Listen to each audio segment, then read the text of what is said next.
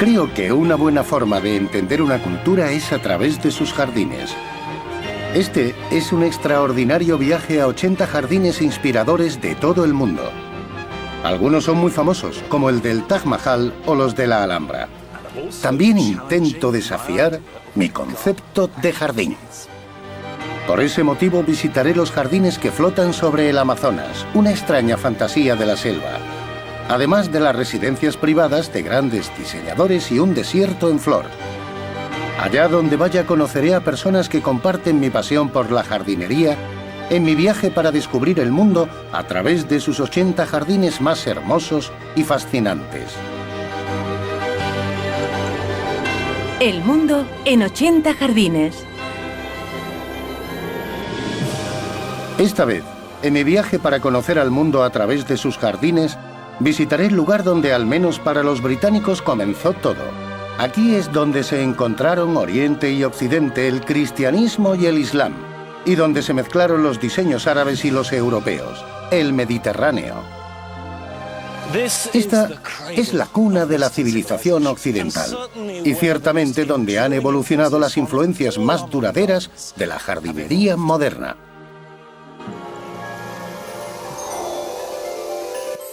Mi viaje comienza en los jardines del Renacimiento italiano y en los del Imperio Romano que los inspiraron. Cruzando el Mediterráneo visitaré los jardines islámicos de Marruecos antes de pasar el estrecho de Gibraltar hasta España, donde coexistieron esas dos grandes culturas y donde visitaré algunos de los jardines más hermosos del mundo.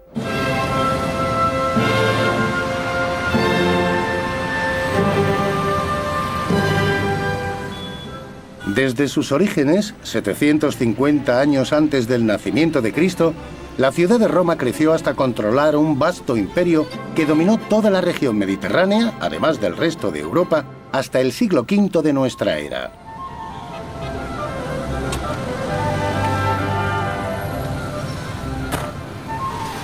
Pero mis dos primeros jardines se encuentran cerca de la ciudad de Tívoli. Tívoli está a solo una hora de Roma en coche y a un día a caballo. Y desde la era clásica es aquí donde los ricos tienen sus casas de veraneo. Es aquí donde se alejaban del bullicio de Roma. El clima es mucho más suave, la brisa es ligera y cuenta con un excepcional abastecimiento de agua. Y esa agua se utiliza de un modo impactante en el primer jardín que voy a visitar, la Villa d'Este, una obra maestra del Renacimiento.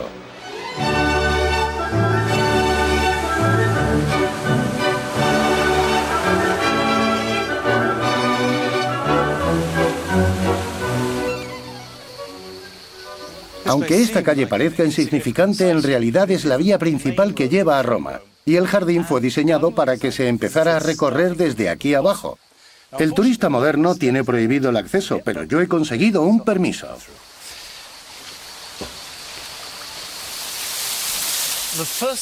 Lo primero que llama la atención cuando se accede es el sonido del agua. Una buena pista de lo que está por venir, pero en general la entrada no indica nada especial. Es hermoso, grandioso, pero deliberadamente sobrio. No obstante, lo recorre este gran eje con una fuente espectacular al final.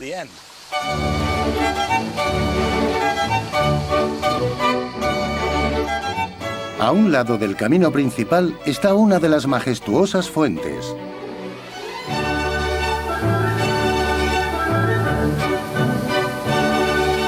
Y otra más. El agua es el tema principal de la Villa d'Este y domina todo el jardín. Fue construido en el siglo XVI como palacio de verano del cardenal Hipólito d'Este y sus 3 hectáreas son el más perfecto ejemplo de un jardín del Renacimiento. Para comprender este jardín, hay que recurrir al Tratado de Arquitectura de Alberti, publicado en 1485. En él hizo 2 cosas. Por un lado, explicó las leyes del diseño griego y romano, que tuvieron gran influencia. Y por otro, hizo esta afirmación: todo lo que produce la naturaleza está regulado por la ley de la armonía y su principal preocupación es que todo sea perfecto. Esto resultó muy liberador porque, en vez de ver a la naturaleza como una fuerza hostil contra la que había que protegerse, uno podía abrazarla y aprovechar esa armonía y equilibrio como forma de expresión.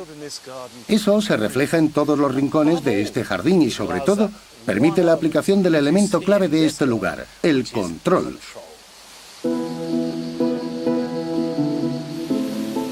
Hipólito d'Este, hijo de Lucrecia Borgia y arzobispo desde los 2 años de edad, fue uno de los hombres más ricos y ambiciosos de su época.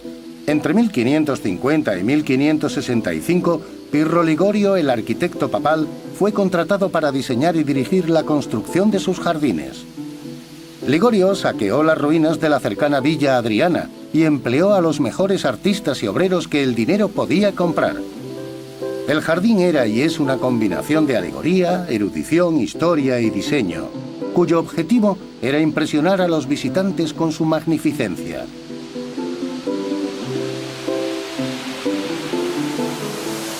Las fuentes de Tívoli son esenciales para el jardín porque de ellas procede el agua que aquí se canaliza para crear chorros y fuentes. Se juega con ella. El ninfeo, un elemento tomado de los jardines romanos, era una gruta acuática. Originalmente los visitantes podían pasear tras la cascada.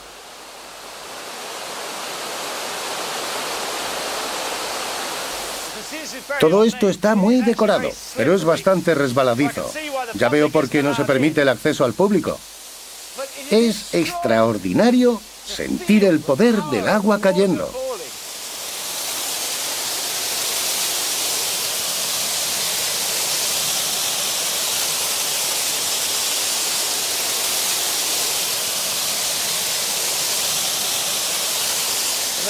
La gente que nos ve grabando no tiene ni idea del poder y la intensidad del agua que recorre las venas de este jardín.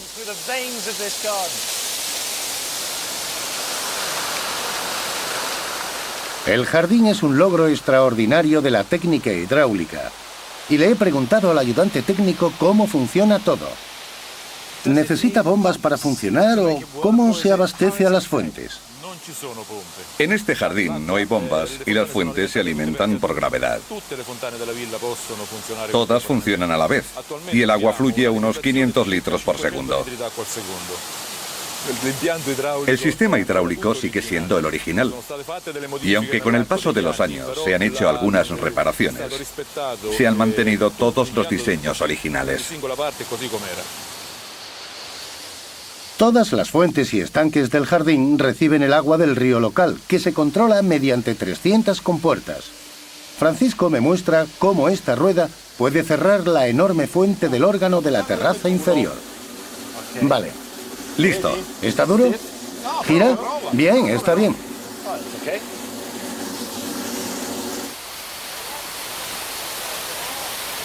Hacen falta unos 4 minutos para que deje de salir agua de los caños más altos. Y lo mismo para que vuelva a salir. Mientras que la mayoría de las fuentes buscan impresionar, una de ellas fue diseñada a modo de broma renacentista. La fuente de la lechuza empapa a los visitantes cuando inadvertidamente pisan un botón oculto en el suelo. Este es el paseo de las 100 fuentes y está formado por 3 canales, uno encima de otro, que recorren una terraza de 130 metros.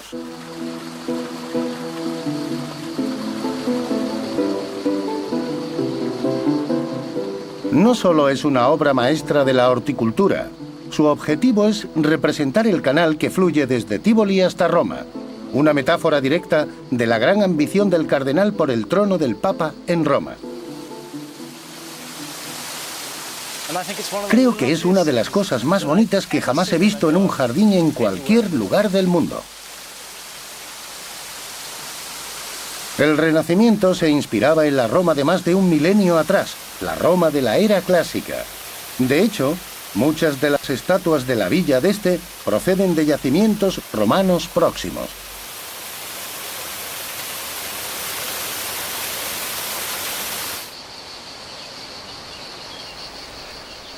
El visitante llega por fin a la parte superior del jardín. Algo cansado y sobrecogido por el esplendor y la fuerza que expresa este lugar, uno se gira a mirarlo desde lo alto y lo que ve no es solo un jardín, sino todo el paisaje, hasta donde alcanza la vista, y se da cuenta de que el hombre que lo creó debía controlar toda la zona. Este jardín transmite poder. Pero hay que recordar que su propietario, el cardenal d'Este, jamás consiguió lo que quería. No llegó a ser papa. Lo que sí logró fue legar su jardín, que se ha conservado a lo largo de los siglos.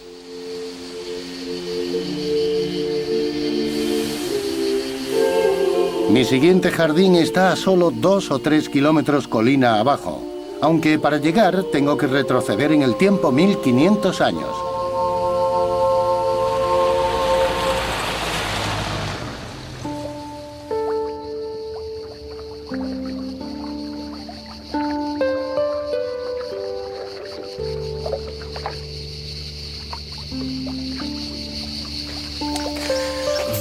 La Villa Adriana fue construida a comienzos del siglo II por Adriano, cuando el Imperio Romano estaba en su apogeo.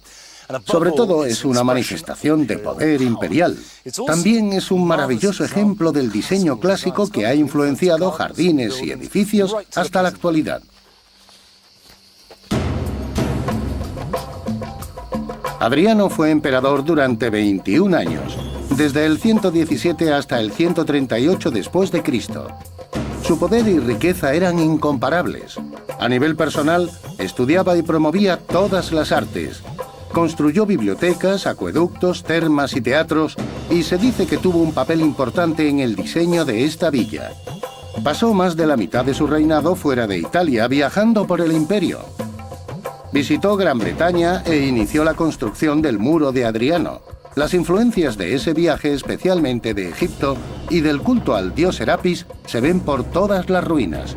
No obstante, no cabe duda de que parece más un yacimiento arqueológico que un jardín. Lo que el visitante ve aquí es el esqueleto de un jardín.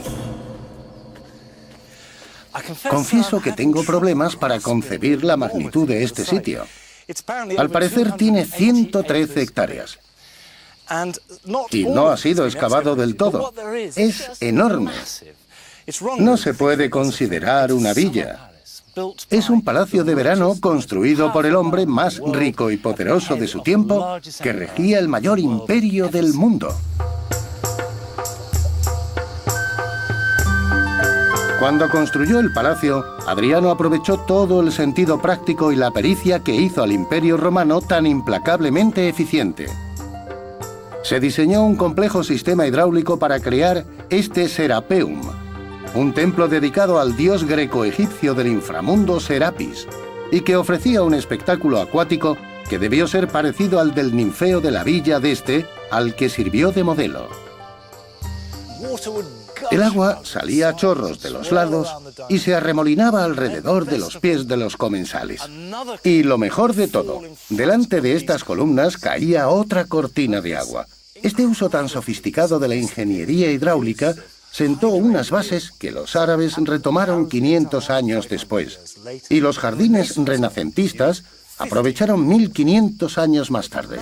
Pero ninguno de ellos lo ha superado en técnica o maestría.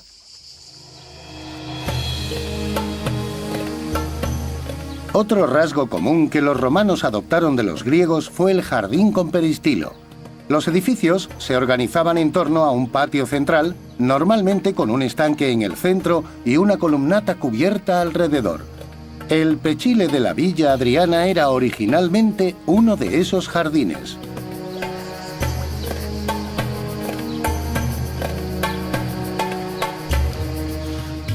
Aunque toda la zona estaba basada en la plaza del mercado ateniense, donde la gente paseaba y charlaba, fue diseñado como un espacio deportivo. Estaba rodeado por este enorme muro, techado y con columnas, señaladas ahora por los laureles. En el siglo XVIII se descubrió una inscripción que dice que el perímetro medía exactamente 429 metros. Multiplicado por 7 nos da 2 millas romanas, la cantidad de ejercicio recomendado por los médicos de la época. Entre el gran esplendor del palacio destaca su sentido práctico. Con la integración de los espacios interiores y exteriores, la arquitectura, el uso del agua, de la mitología y el simbolismo clásico en edificios y estatuas, la Villa Adriana sirvió de modelo a los jardines renacentistas que se inspiraban en Roma por su riqueza e influencia. Pero tras la caída del Imperio Romano, la Villa Adriana fue abandonada a medida que Europa se sumía en la Alta Edad Media y fue saqueada durante siglos por sus estatuas y piedras. Pero a pesar de estar en ruinas, aún conserva la esencia que la convierte en un jardín mágico. Antes de dejar Tívoli y sus 2 magníficos jardines, no puedo resistirme a visitar unos huertos que me ha parecido ver a los pies de la colina.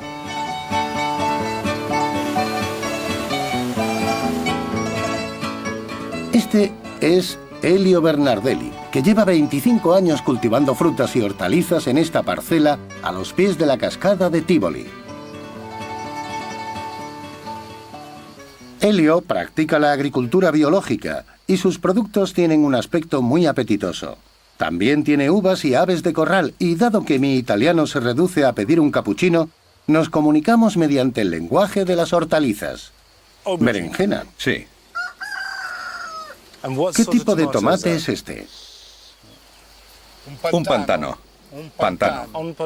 Pantano. Pantano. ¿Y este? San Marzano. San Marzano. San Marzano.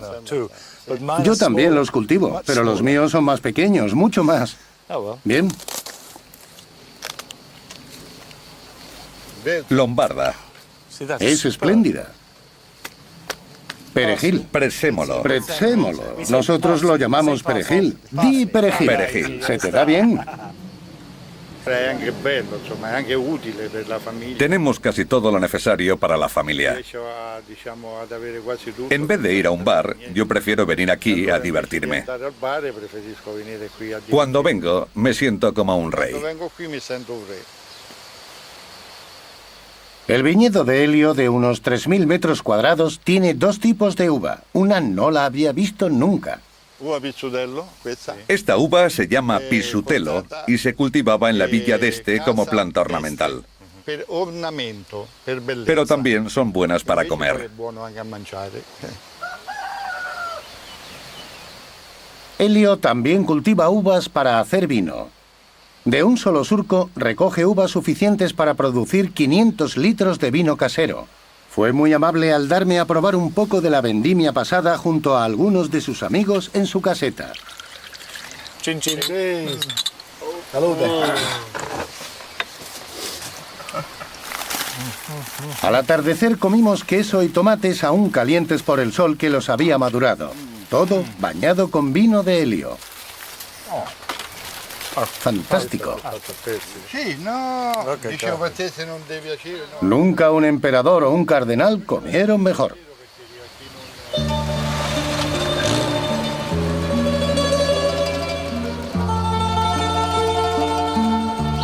Al día siguiente conduzco hasta Bagnaia, una ciudad medieval al norte de Roma. En un luminoso día de verano sus calles están impecablemente hermosas, llenas de flores bien cuidadas y aunque resulta tentador pasar el tiempo dando vueltas, he venido por un motivo concreto.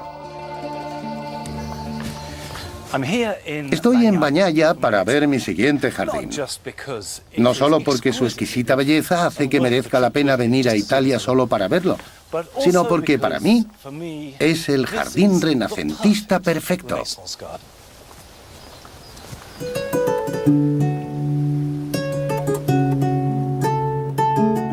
Durante el Renacimiento italiano, una hermosa villa en el campo no solo era un retiro, sino también una demostración de estatus.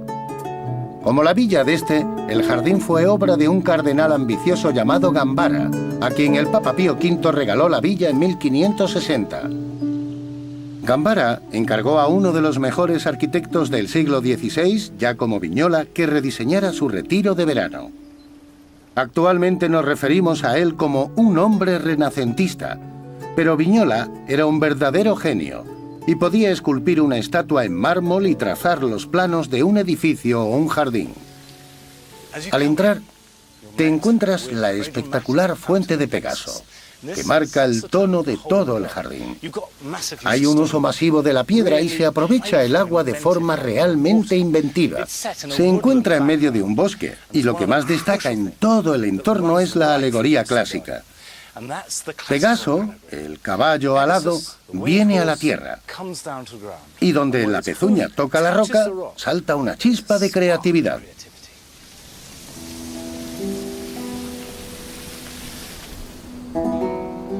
Subiendo la colina, se atraviesa un jardín donde la gente puede pasear y jugar.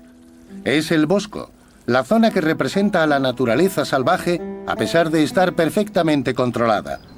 Muchos estudiosos creen que el Bosco influyó directamente y fue predecesora del movimiento paisajista inglés 200 años más tarde. Desde la fuente de Pegaso, el camino nos lleva a través del bosque hasta la cima del jardín. Es muy importante verlo desde lo alto. Es como culminar un viaje. La combinación de la arquitectura clásica con sus columnas y el bosque no es tan extraña, si uno tiene en cuenta la mentalidad renacentista, que aplicó el mundo natural al arte y a la filosofía, al diseño y a la literatura en un intento de controlarlo. Racionalizaba la naturaleza, convirtiéndola en algo bello y seguro.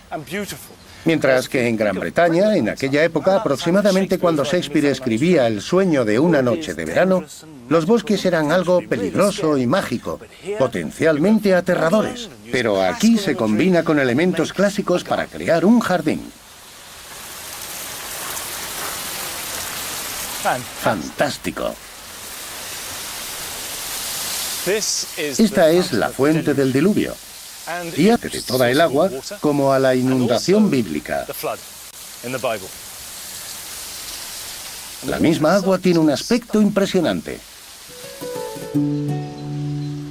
El diseño está organizado a lo largo de un eje central que se enfatiza por medio de las fuentes y los cursos de agua dispuestos simétricamente. El jardín solo tiene un camino, hay que seguir al agua. Corriendo por unos escalones, encontramos la cadena de agua, una cascada que fluye por una serie de piedras en arabesco antes de salir por la cabeza de un enorme cangrejo, el emblema del cardenal Gambara.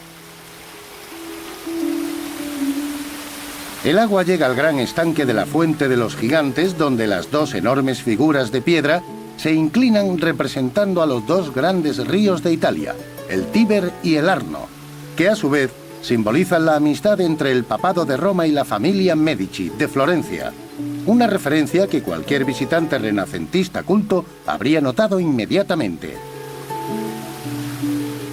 El agua continúa hasta el centro de esta enorme mesa de piedra, con más de 15 metros de largo, diseñada específicamente para la diversión al fresco.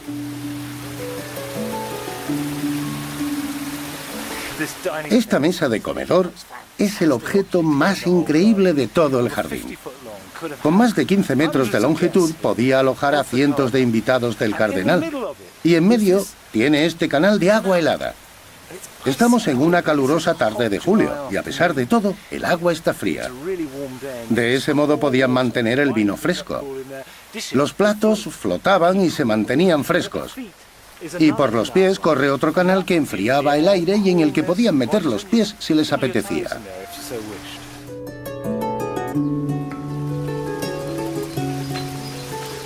Finalmente, el jardín culmina aquí.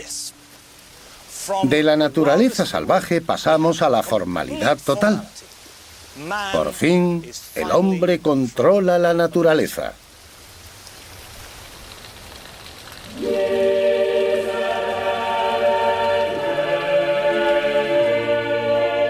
Mignola creó una transición apacible de la informalidad del bosco a la perfecta geometría del parterre, formado por 16 cuadrados de boj recortado, y grava de color alrededor de una última gran fuente llamada de los Moros, en medio de un gran estanque cuadrado.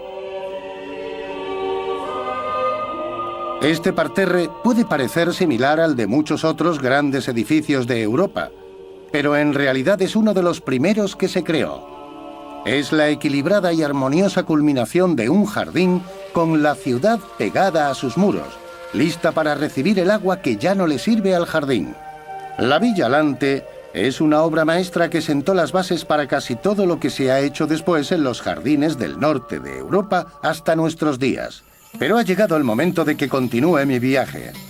Desde Italia me dirijo a Marrakech, en Marruecos, para visitar los jardines de otra gran civilización mediterránea que también tuvo una influencia fundamental en el modo en que cultivamos plantas en el mundo occidental. A los pies de la cordillera del Atlas y a 160 kilómetros de la costa, Marrakech podría parecer un extraño destino para conocer jardines mediterráneos.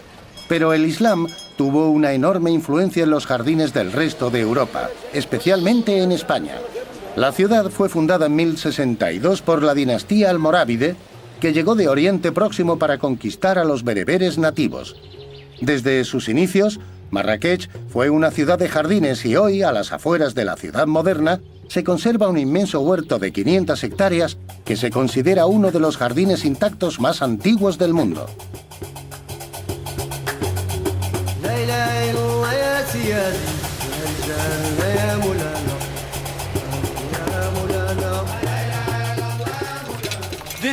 Esto es Agdal, el jardín real de Marrakech, uno de los principales motivos por los que he venido a Marruecos.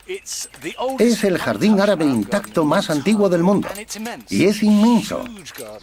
Tan grande que los jardineros van de un lado a otro en bicicleta, y yo he decidido imitarlos.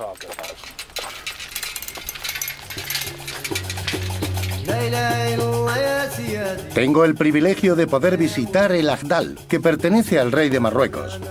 Fue creado en el siglo XII y apenas ha cambiado desde entonces. Está compuesto por una serie de huertos que producen higos, cítricos, dátiles, granadas, almendras, albaricoques y aceitunas. Lo primero que se ve del jardín cambia cualquier idea preconcebida sobre estos y hace que uno se cuestione las diferencias entre un jardín, una granja o un paisaje. Pero incluso eso sería intentar clasificarlo como una especie de finca occidentalizada. El hecho es que se trata de un jardín y hay que hacerse a la idea.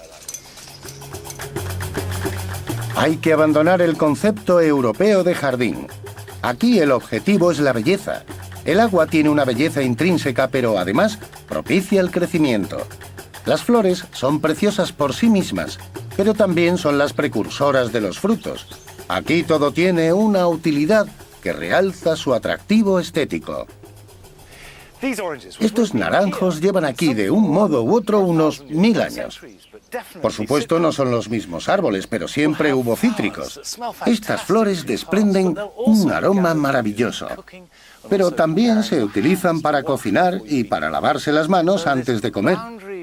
Así que aquí, el límite entre la belleza y la utilidad no existe. Quería que quien me contara la historia de este jardín fuera un experto en la cultura hortícola del pasado islámico de Marruecos. Desde España hasta la India, desde la Alhambra hasta el Taj Mahal, este es el jardín sin restaurar más antiguo del mundo, creado en el siglo XII. Por supuesto, ha cambiado con el paso del tiempo, en concreto los árboles y las plantas. No se pueden conservar durante tanto tiempo, pero es interesante destacar que ha permanecido fiel en su arquitectura, estilo, diseño y sistema de irrigación originales. Alrededor del Agdal hay una hermosa muralla de tono rojizo que se extiende casi 12 kilómetros. Eso es algo típicamente islámico. A pesar de tratarse de una fortificación, es sencilla y no hace la menor insinuación de la riqueza vegetal y acuática que hay en su interior. Y es que en el centro de la plantación hay una gran extensión del elemento más valioso de los jardines islámicos, el agua. Mohamed, esto es impresionante. Y se basa El estanque tiene múltiples funciones. Principalmente se utiliza para la irrigación de las 500 hectáreas. También suministraba agua potable a la ciudad en el siglo XII. El agua estaba muy limpia entonces. Pero también lo utilizaban las tropas del sultán para aprender a nadar. En aquella época, el imperio almohade abarcaba Marruecos y Andalucía, y los soldados tenían que cruzar el Mediterráneo para llegar a España. Era bastante peligroso no saber nadar. En este país desértico, el estanque se abastece por unos canales subterráneos procedentes del Atlas a 25 kilómetros de distancia. Esos canales fueron construidos hace casi 1000 años y siguen funcionando sin cambios exactamente como cuando fueron construidos. Creo que este es uno de los grandes jardines del mundo, en parte porque echa por tierra todas mis ideas sobre cómo debería ser un jardín. Me ha transportado al corazón del punto de vista islámico y árabe del mundo y los jardines, lo cual es fascinante. También porque la ingeniería desarrollada hace 1000 años sigue utilizándose, lo cual me parece alucinante. Después de todo este tiempo, sigue siendo precioso.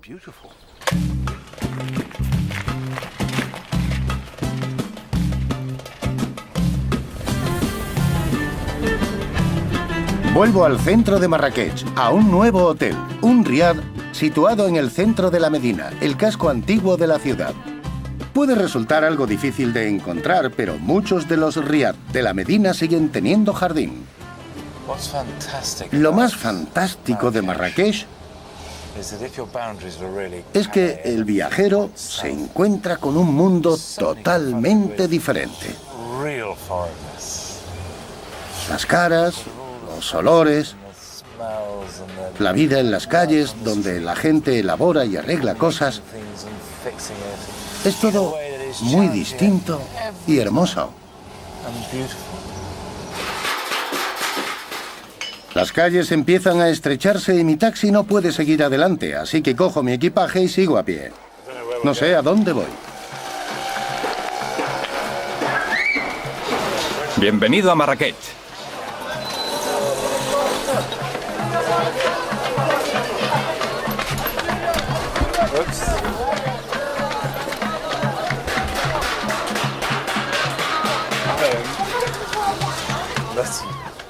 Un riad es una casa árabe tradicional cerrada a la calle y construida en torno a un jardín.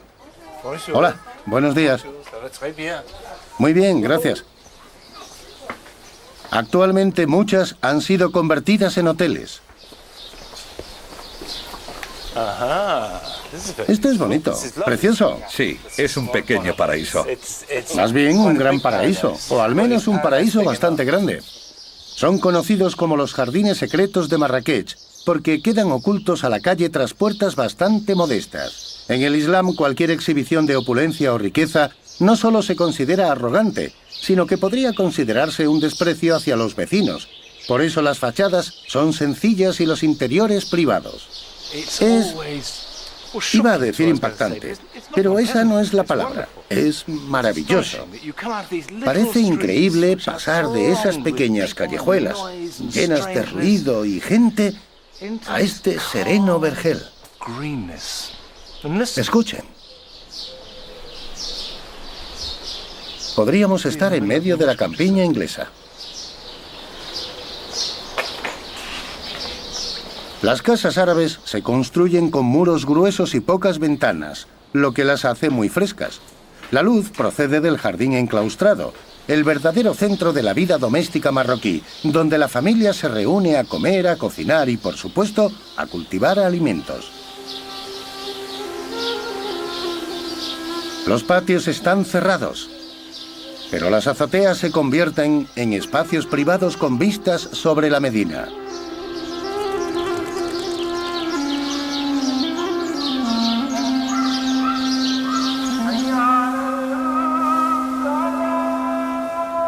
Al ponerse el sol, las llamadas a la oración resuenan por toda la ciudad.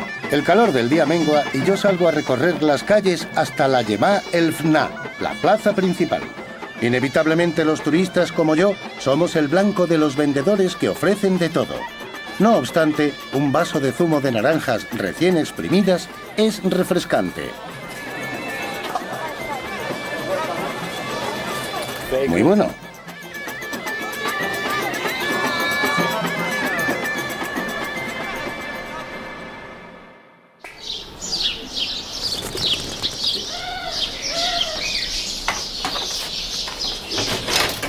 A la mañana siguiente me levanto temprano.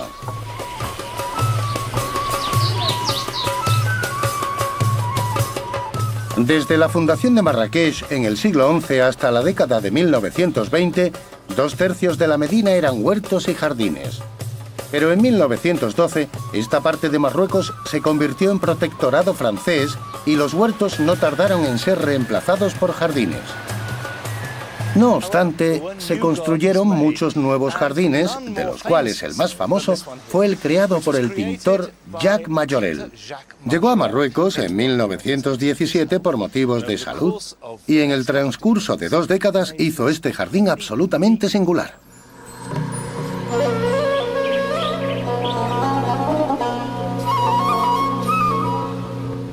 El Jardín Majorelle es una reliquia de los años 20 y 30.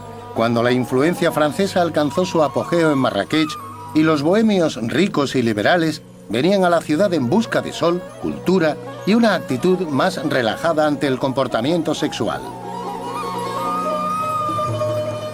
Muchos europeos se asentaron aquí y se construyeron villas que combinaban el arte local bereber y los diseños europeos Art Deco contemporáneos.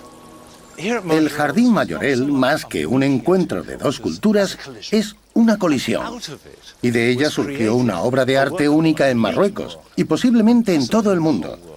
Revolucionó totalmente nuestra forma de pensar respecto al uso del color en un jardín. Majorelle tuvo una idea extraordinaria. Cogió el azul de las tejas marroquíes y lo utilizó de la forma más radical posible, de forma que domina el jardín. Todo lo demás tiene como fondo ese color azul. Y es por esa idea por lo que Majorelle se ganó un sitio en la historia del diseño de la jardinería. Este jardín no es solo una explosión de azul, está lleno de plantas extraordinarias y combina colores, texturas y formas de un modo impresionante. Especialmente esas extraordinarias palmeras que llegan al cielo. Por ese motivo se consideraba a Majorelle un jardinero fanático. Coleccionaba plantas de un modo compulsivo y se especializó en cactáceas, suculentas y palmeras que siguen dominando el jardín. En un tiempo, las 4 hectáreas estaban cubiertas por más de 1800 variedades de plantas, incluidas 4 variedades de palmeras. Confieso que la combinación de las palabras plantas y colección suelen darme algo de miedo y apenas parecen jardines, pero Majorelle es la excepción que confirma la regla. Cuando falleció en 1962, el jardín estaba casi abandonado. Pero en 1981, el diseñador francés Yves Saint Laurent y su compañero Pierre Berger compraron el jardín y restauraron buena parte para inmortalizar la creación de Majorelle. Esta es su obra maestra, y se nota el toque del pintor por todas partes. Nada es natural. Cada detalle ha sido manipulado para que quede bien. Ha llegado el momento de dejar Marrakech y dirigirme a mi siguiente destino en el sur de España. Viajando al estilo colonial francés, tomo un tren nocturno que me llevará hasta Tánger. Fue construido en la década de 1920 para transportar a la Legión extranjera francesa, pero actualmente lo utiliza una ecléctica mezcla de viajeros. 6. Bien.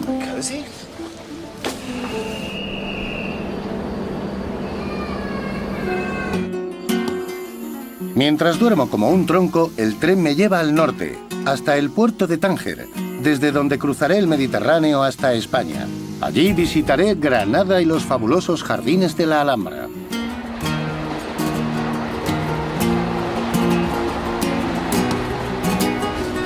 Al alba ya hemos llegado a Tánger, donde cojo el ferry que cruza el estrecho de Gibraltar conectando África y Europa.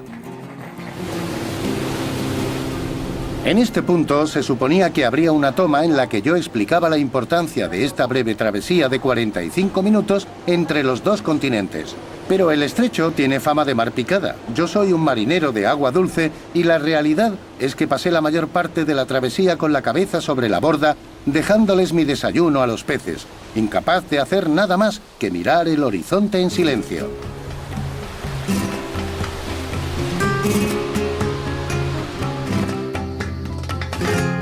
Los moros, llamados así porque procedían de Mauritania, nombre que los romanos dieron al actual Marruecos, siguieron esta misma ruta e invadieron España en el 711. De modo que en el siglo X, la península ibérica quedó bajo gobierno musulmán. El Islam dominó durante casi 700 años, mucho más tiempo del que lleva el cristianismo. Era una sociedad muy tolerante y civilizada en la que las comunidades musulmanas, judías y cristianas coexistían pacíficamente y en la que los jardines eran una parte importante de la cultura. Yo he venido a visitar el último gran conjunto superviviente de aquel periodo, la Alhambra. Esta entrada sencilla, más bien austera y fortificada, es típica de la idea islámica de los jardines y palacios, que ni siquiera insinúa lo que atesora dentro. La Alhambra conserva algunos de los jardines más maravillosos del mundo. La conozco un poco, pasé 4 días con sus noches dentro de sus muros y, sinceramente, no me canso de ver sus tesoros. Como pueden ver, miles, millones de personas la visitan cada año. Y para entender cómo cambió la mentalidad islámica, la jardinería europea, hay que venir aquí.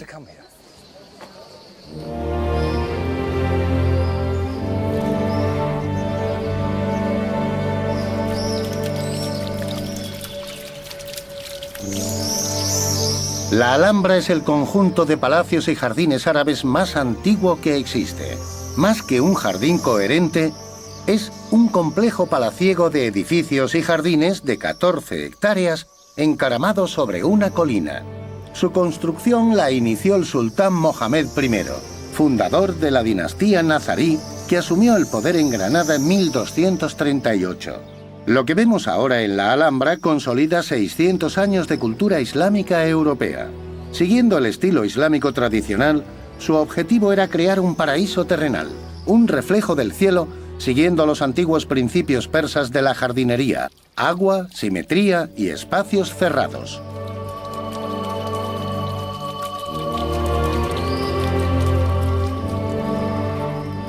El agua, ya sea en movimiento o en estanques reflectantes, siempre es el centro de cualquier jardín islámico. La superficie refleja la elegancia y perfecta simetría de edificios y plantas, y atrapa la luz proyectándola sobre los frescos pero oscuros patios. Dentro de los edificios, la riqueza de la decoración es sobrecogedora. En el exterior, el lujo se reduce al frescor, la privacidad, la luz y el agua. Este es el patio de los arrayanes, la única planta de sus 2 largos setos cortada a la altura perfecta para que una persona pueda acariciarlos con las manos y quedarse con su delicioso olor a almizcle. Imaginen que desde esas ventanas quizá colgaran tapices, alfombras. En este espacio muy limpio también debía haber sedas y cojines, y gente magníficamente vestida. Era la corte en todo el sentido de la palabra. La época de las edificaciones, principalmente de mediados del siglo XIII a mitad del XIV, coincide con el desarrollo de la irrigación, que expresa la forma en que se puede manejar el agua para el placer en esta región tan árida. Aquí, los elementos acuáticos eran una ostentación de riqueza que no podían impresionar más si hubieran sido de oro líquido. El punto más alto de la Alhambra es el Generalife, la residencia de verano en la que el sultán se refugiaba de las intrigas de la corte. Este es el patio de la acequia. Irónicamente, el juego de surtidores, probablemente uno de los lugares más conocidos de la Alhambra, no es original del estilo morisco, porque sería demasiado ruidoso y competiría con la dulce música interpretada para deleite del sultán. Por el contrario, la escalera del agua que conduce a lo más alto del recinto sí lo es, y no ha cambiado desde su creación en el siglo XIV. El agua corre por los pasamanos a lo largo de la escalera. Al parecer, o originalmente, también lo hacía por en medio, y al instante uno se adentra en un túnel verde, fresco y húmedo. Es precioso y bastante refrescante. La verdad es que tiene un propósito mucho más serio porque se cree que estos escalones llevaban al oratorio. Y la idea era que uno pudiera lavarse y prepararse antes de rezar. Es típico encontrar esta combinación de lo sagrado y lo sensual en un jardín.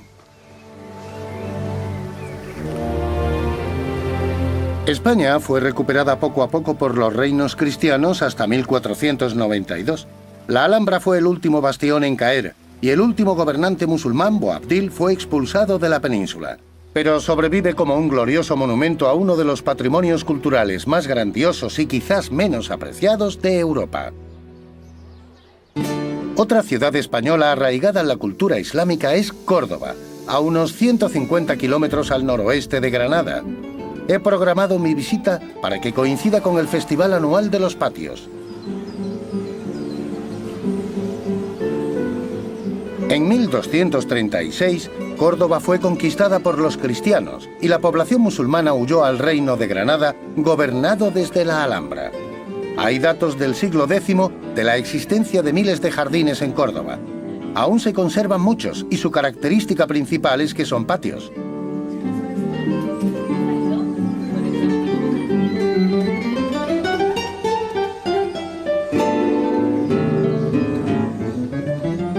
Durante 2 semanas, cada mayo, la ciudad celebra el Festival de los Patios, cuando cientos de personas abren sus casas para mostrar sus jardines. La idea del festival es que la gente recorra la ciudad visitando tantos como les sea posible. Las casas marcadas con 2 cipreses son las que la gente puede visitar. Algunos de los patios son pequeños e íntimos, otros grandiosos, pero todos engalanados de flores con las plantas casi exclusivamente en macetas que con tanto calor hay que regar al menos 2 veces al día. Cada patio tiene un aljibe que suministra agua para las plantas y que es buena para beber. Eso sí, primero tiene que llegar a la boca. Ok. Vale. Ok. Vale. Estoy a punto de mojarme la frente. ¿Vale? Harto. Muy buena. Una maceta típica de Córdoba. Una maceta de una sola cara. Tiene una cara plana. Fantástico.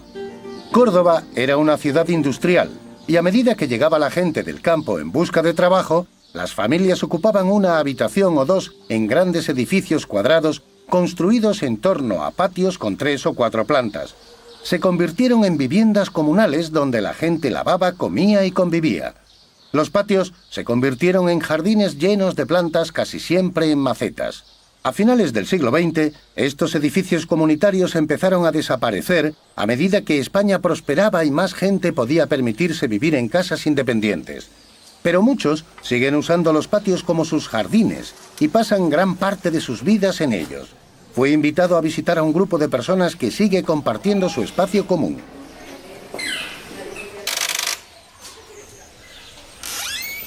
Hola. Hola. Hola. Bueno, este es el patio nuestro. Es precioso. Extraordinario.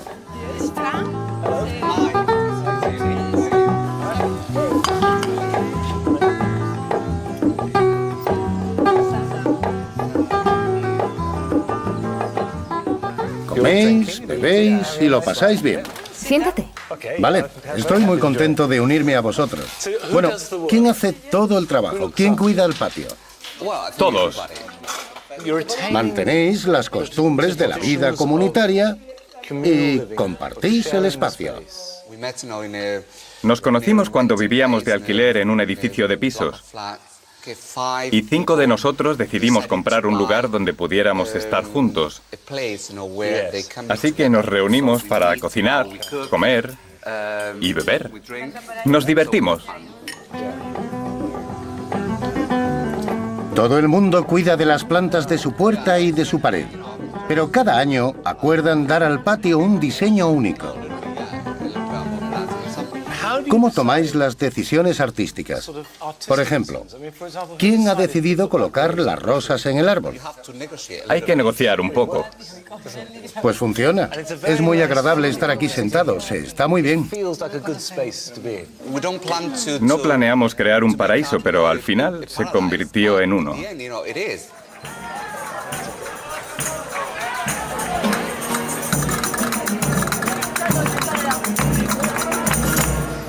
Comemos y bebemos bien, pero esto es España, y a medianoche empieza la diversión. Las calles se llenan de gente en busca de fiesta y sorprendentemente para seguir visitando patios.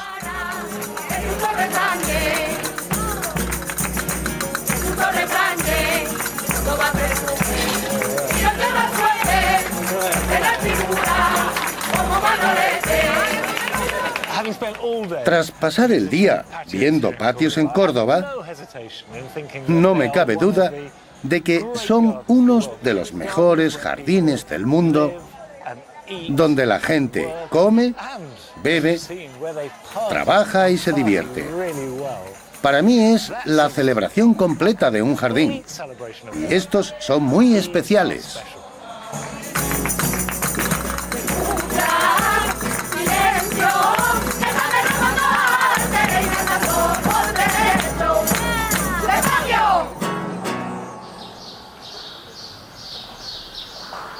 Tras pocas horas de sueño, me levanto para coger el tren de las 8 a Madrid. Me acerco al final de mi viaje, pero mi última visita es a una persona cuyo trabajo admiro casi más que el de ningún otro diseñador de jardines. Parece haber sido capaz de fundir todas las esencias de la cultura mediterránea, desde la clásica y la islámica hasta las influencias cristianas, en un estilo coherente que combina la sensación de paisaje, jardín, espiritualidad y filosofía, lo cual me parece emocionante. Esta es una nueva fase del viaje, porque vamos a ver al señor Caruncho. En mi opinión, es uno de los mejores diseñadores de jardines del mundo. Y tenemos la oportunidad de reunirnos con él en su propia casa. Para mí es fantástico, ya que soy un gran admirador suyo. Y me gustaría averiguar cómo se refleja la profundidad histórica y cultural en su obra en la España actual.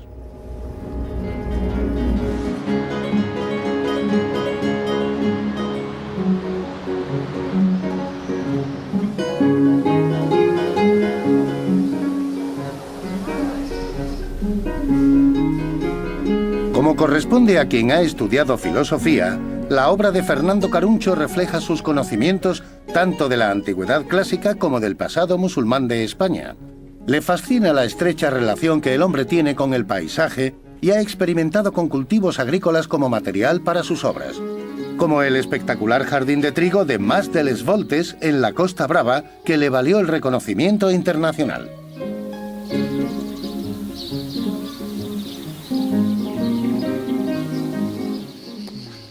Esto es precioso, señor Caruncho. Encantado de conocerlo.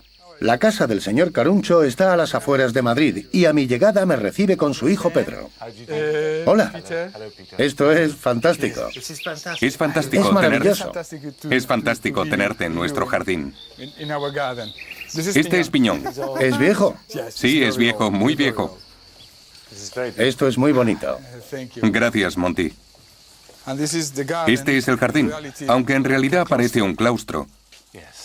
Es un claustro abierto por un lado a la naturaleza.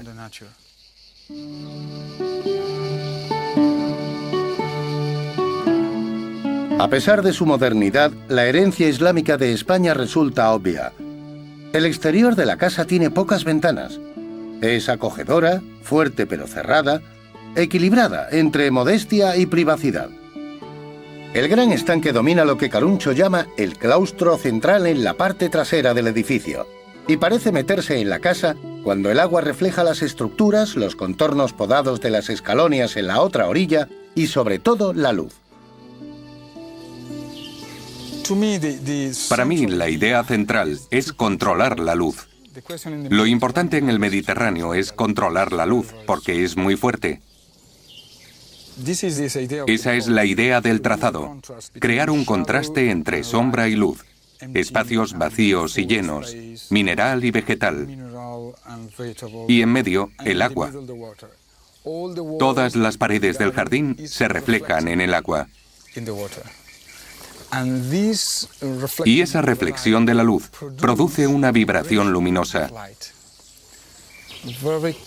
Es algo muy característico de los jardines islámicos. En realidad es un espacio sagrado. Entonces, ¿crees que esta actitud es común a todos los jardineros españoles?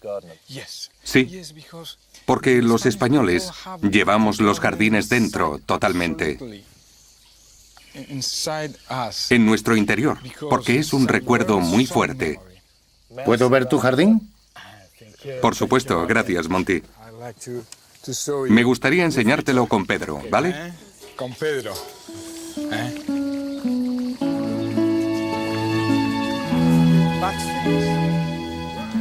En el jardín de Fernando Caruncho todo es sencillo, fuerte y elegante.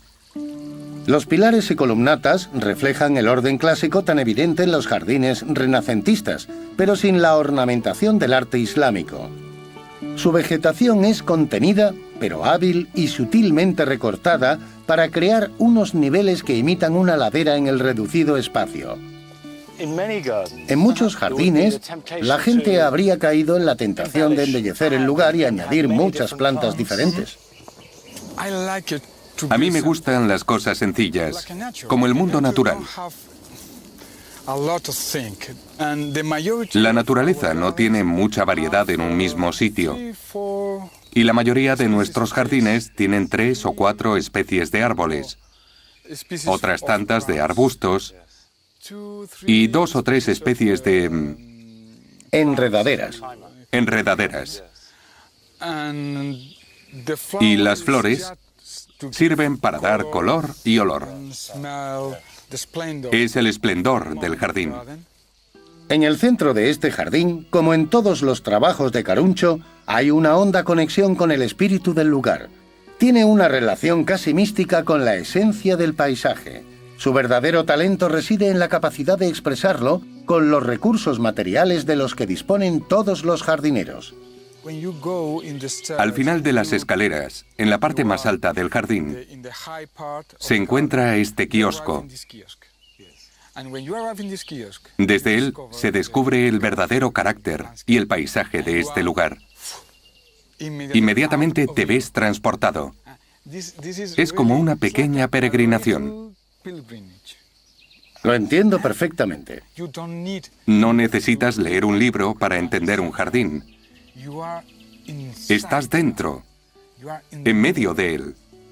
Y en ese momento empiezas a sentir una transformación.